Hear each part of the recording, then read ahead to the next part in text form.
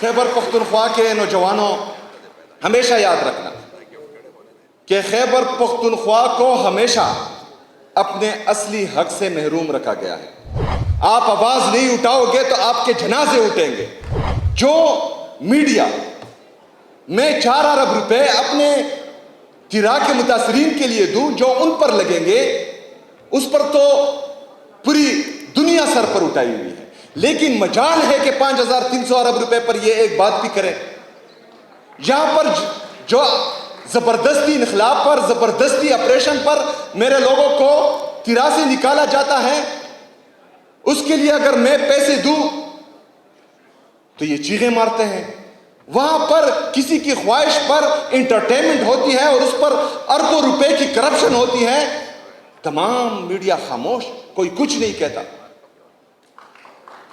تو میرے خیبر پختونخوا کے نوجوانوں ہمیشہ یاد رکھنا کہ خیبر پختونخوا کو ہمیشہ اپنے اصلی حق سے محروم رکھا گیا ہے۔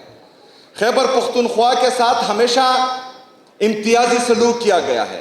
خیبر پختونخوا کے ساتھ ہمیشہ ستیلی ماں جیسا سلوک کیا گیا ہے، لیکن ہم نے اس مائنڈ سیٹ کو شکست دینی ہے اپنی محنت سے، اپنے موقف پر کھڑے ہونے سے، اپنا حق مانگنے سے، اپنے لیے آواز اٹھانے سے، کیونکہ آواز اٹھانا جنازے اٹھانے سے بہتر ہے۔ آپ آواز نہیں اٹھاؤ گے تو آپ کے جنازے اٹھیں گے، اور یہ جنازے اٹھاتے اٹھاتے ہم تک چکے ہیں۔ ہم ان ناکام پالیسیوں کا مزید حصہ نہیں بنیں گے۔